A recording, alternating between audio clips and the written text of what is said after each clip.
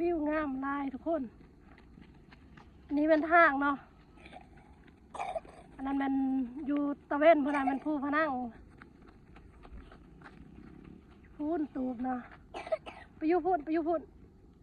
เล็กไปพูนบ่ถ้าเฮาได้อยู่บอลนี่ก็ดีเนาะเพราะว่าวิวงามเลยล่ะเห็นบ่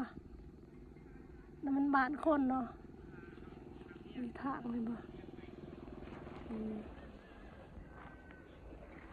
360 องศา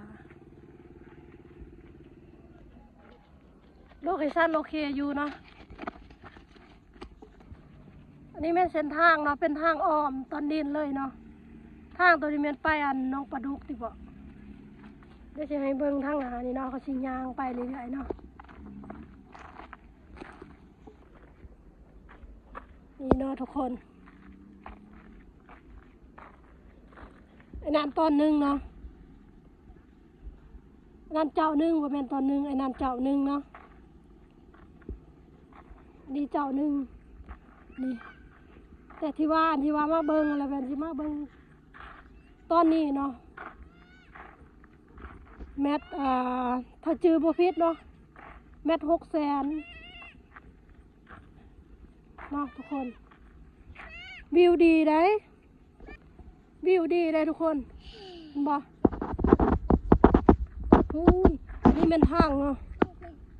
นี่เป็นทางพูนเด้อันนั้นมันทางอันที่ไปบ้านพูนเนาะบ่ฮู้ดอกว่าบ้านยังเพราะว่าเฮายังบ่ทันลือเขตนี้เนาะอันต้อนนั้นที่เฮามาเบิ่งอันแม่น B15 เนาะ B15 และอันที่ว่า600,000เนาะถ้าแม่นB แม่นโซน B เนาะอันที่ว่าเฮามาเบิ่งอันโซน B ถ้าแม่นอันโซน A แล้วจะแม่น600,000ปลายบ่หรือว่า700,000นี่แหละเนาะอันที่ว่าเฮาบ่ได้ตั้งใจว่าจะเอาโซน B ดอกเนาะทุกคนเพราะว่ามันแพงเนาะเขาคิดว่าเฮาจะเอาโซน C เนาะว่าโซน C มันถือโซน C มันอยู่พุ่นเนาะบ่เฮาคิดว่ามันบ่คักเนาะเพราะว่ามัน สิว่าแล้วได้มันเป็นดินสั้นแล้วก็อยู่ใกล้น้ำนะเนาะคิดว่ามันคือสิบ่คักปานใดเนาะไม่ใช่ให้เบิ่งอ้อมว้าววิว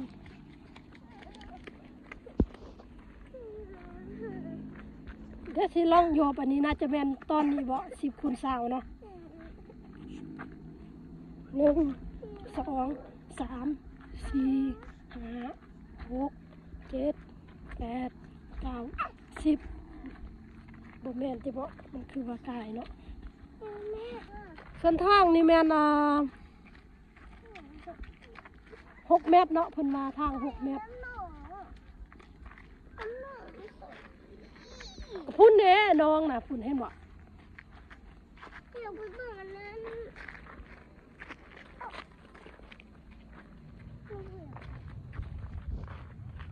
คิดว่านะน้ำไปเบิ่งน้ำดินบักกว้างแล้วตอนนี้เจ้าซื้ออันอย่างก็ซื้อลายเจ้าเนาะมาร่วมใช้กันเนาะกว้างดีเด้แต่ว่าเฮาซื้อแคบๆนึงเนาะมันก็เวลาเฮาเฮ็ดเรือนมันก็จุๆกันนั่นแหละแต่ว่าคนอื่นถ้าว่าคนอื่นเขาซื้อกว้างเนาะแล้วดินเขากว้างเขาก็สิบ่มาไก่เฮาเนาะมีแต่เฮาซื้อแคบๆเนาะกะยาเฮาไก่ดินเขาขยาเนาะเฮือนเขาบ่มาไก่เฮือนเฮาก็พอนะผู้ใดก็อยากได้กว้างๆใหญ่ๆแล้วเนาะแต่ว่ามาเบิ่งงบตัวเองมาเบิ่งกำลังตัวเองนั่นแหละเอาสมเหมาะสมพอดีนะส่วนที่ตัวเองเฮ็ดได้เนาะ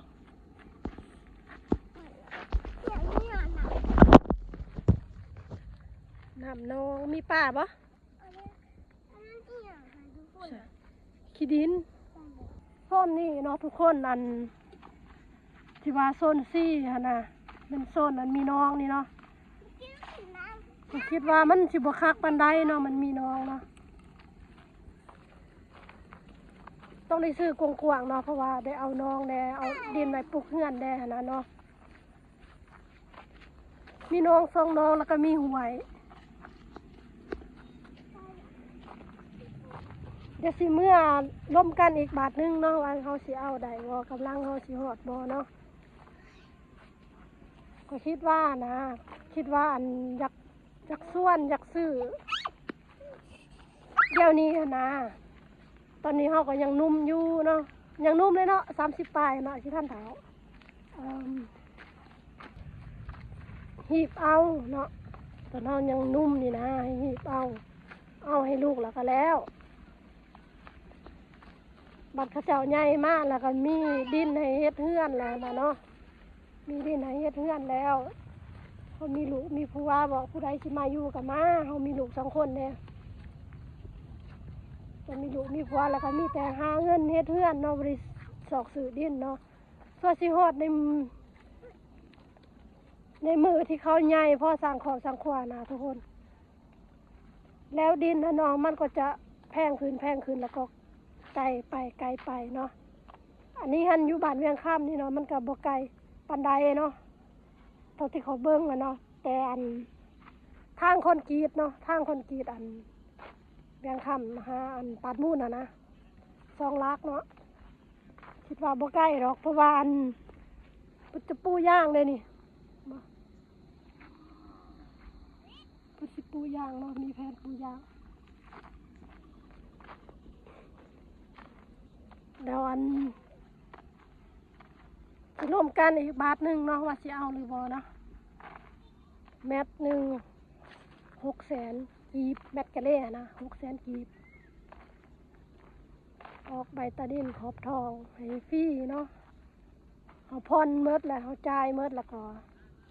ได้ใบตาดินมาเนาะทุกคน